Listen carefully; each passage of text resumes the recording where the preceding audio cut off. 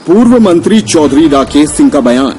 मध्य प्रदेश में विधानसभा चुनाव को लेकर तारीखों का ऐलान नहीं हुआ है, लेकिन प्रदेश की सियासी हलचल बढ़ गई है।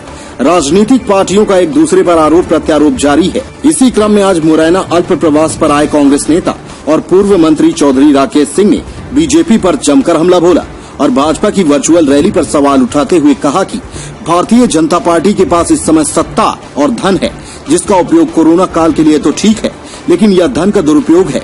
वहीं चौधरी राकेश सिंह ने शिवराज सिंह चौहान द्वारा पलायन कर मध्य प्रदेश में वापस लौटे मजदूरों को रोजगार देने वाली बात पर प्रतिक्रिया देते हुए कहा कि मैं पिछले 30 वर्षों से मध्य प्रदेश में शिवराज सिंह की कार्यशैली और भाषण शैली दोनों को देख रहा हूं।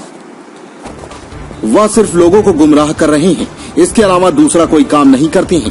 केवल मंच से कह देने अथवा योजनाओं की घोषणा कर देने से न तो मजदूर की आर्थिक स्थिति सुधरती है, न ही क्षेत्र का विकास होता है।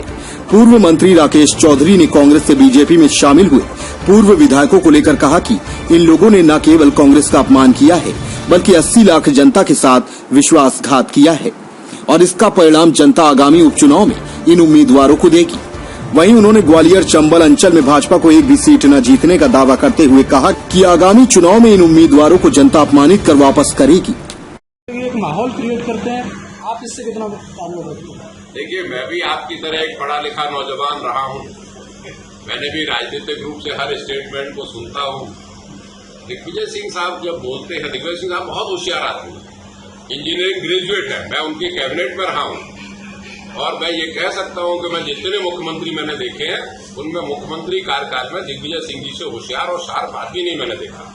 लेकिन मालूम नहीं क्या समय की विसंगति हुई, बाद में जब वो दिल्ली पहुंच गए और जब भी वो कोई स्टेटमेंट देते थे, तो मैं नहीं कहता हूं, बैठने वाले लोग, समाज के लोग, आसपास के लोग कहते थे कि जब भी दिग्विजय सिंह जी बोलते हैं तो 10,000 वोट कम हो जाते हैं। जनता कहती थी। अच्छा, मुझे ये लगा कि जनता गलत कहती होगी। एक दिन मैंने विधानसभा या लोकसभा के चुनाव में स्वयं दिग्विजय सिंह जी की एक बाइट सुनी कि नहीं, मैं कहीं नहीं जाऊंगा प्रचार करने, मैं जहां जाता हूं वहां 10,000 वोट कम हो जाते हैं। तो जो व्यक्ति स्वयं ये कह रहा है कि अब ऐसे सेल्फ असेसमेंट से तो बढ़िया कोई माप है ही नहीं, मापदंड, तो उन्होंने स्वयं इस बात को स्वीकार किया है। स्वयं उन्होंने अपना मापदंड बताया है कि मेरे जाने से उस क्षेत्र में 10,000 वोट कम हो जाते हैं।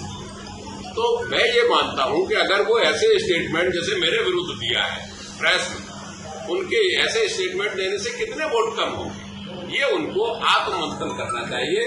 उनको कांग्रेस के हित में काम करना चाहिए। बड़े नेता है, सम्मानित है, मेरे बड़े भाई जैसे हैं, लेकिन हम सब कांग्रेस के लिए हैं। इसलिए सारी बयानबाजी बंद करके, और आप सही कह रहे हैं, सभी बयानबाजी बंद करना चाहिए, कांग्रेस के लिए बयानबाजी करना चाहिए, इसके अलावा और कुछ नहीं। जनता में यह चर्चा है कि दिग्विजय सिंह जी समय समय पे ये कह रहा हूँ कि दिग्विजय सिंह जी मेरे बड़े भाई हैं, सम्मानित है, उनको चाहिए मुझे और मार्गदर्शन करें, बजाय पत्र समाचार पत्रों के बीच में जाके। अब एक तरफ तो आप मुझे फोन करके कह रहे हो कि राकेश मैं मन से कह रहा हूं, मैंने कहा ईमानदारी से, बोले हाँ ईमानदारी से कह रहा हूं कि आप बिल्कुल तैयारी करो, मैं मदद करूंगा। और दूसरी तरफ भाई दूसरी तरफ तो आप मेरे प्रवेश में ही आपत्ति कर रहे हो, जो राहुल गांधी की उपस्थिति में है, आप उसको कहां छुपा जाओ। और फिर मेरा निर्णय कमलनाथ जी करें, मेरा निर्णय सोनिया गांधी करें, मेरा निर्णय राहुल गांधी करें, स्वीकार है। आप अगर प्रदेश अध्यक्ष बन जाओ, आप अगर जनरल सेक्रेटरी इंचार्ज बन जाओ, आप राष्ट्रीय अध्यक्ष बन जाओ, आप फैसला दे देना, मैं मान जाऊंगा। लेकिन आज आप किसी उस ओहदे पर नहीं हो कि आप किसी कार्यकर्ता को रोको। और मैं फिर कह रहा हूं, ये उपचुनाव प्रदेश की तस्वीर बदलने वाले हैं। इस समय अगर रोकना है दिग्विजय सिंह जी को, तो बीजेपी को रोको। इस समय रोकना है तो बीजेपी के सामने आए। इस समय रोकना है तो बीजेपी के कैंडिडेट के खिलाफ बोले, बजाय कांग्रेस के कार्यकर्ता के खिलाफ बोले। ये समुचित बात एक भी काम नहीं हुआ। जैसा मैंने आपसे कहा कि चंबल एक्सप्रेस वे के साथ ही नर्मदा एक्सप्रेस वे का ऐलान किया, उसकी भी फिजिबिलिटी रिपोर्ट बनी और उसकी भी रिपोर्ट वहीं की वहीं रह गई। उसमें भी कोई 1% भी काम कहीं शुरू नहीं हुआ। इसका टेंडर 2018 तक हो जाना था, जो टारगेट फिक्स किया गया।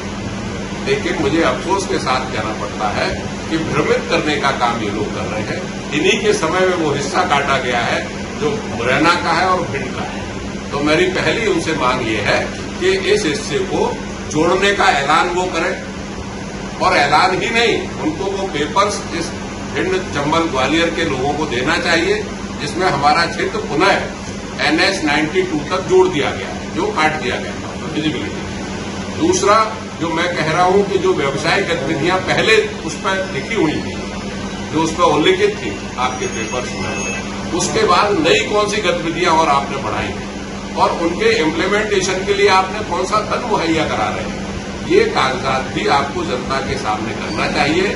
आपके कहे हुए वक्तव्य पर मैं समझता हूं अब कोई भी मतदाता आप में भरोसा करने वाला नहीं है, क्योंकि आप जहां भी जाते हैं वहां ऐसे ही लफबाजी करते हैं, वही ऐसे ही आप ढकोल संघ की घोषणाएं करते हैं और बाद में वहां पे कोई कार्रवाई नहीं होती, जिसका उदाहरण स्वयं जहां जहां उपचुनाव हुए जीते हुए लोगों ने बाद में अपने बयान से इस बात को उल्लेखित किया। अपने आसपास की हर छोटी बड़ी खबर देखने के लिए हमारे चैनल पुलिस ब्यूरोक्रेट्स न्यूज को बेल आइकन दबाकर सब्सक्राइब करें, जिससे आपको हर खबर समय से मिलती रहे। अधिक जानकारी के लिए हमसे संपर्क करें। हमारे कॉन्टैक्ट नंबर हैं 9039011886 एवं 9770229999।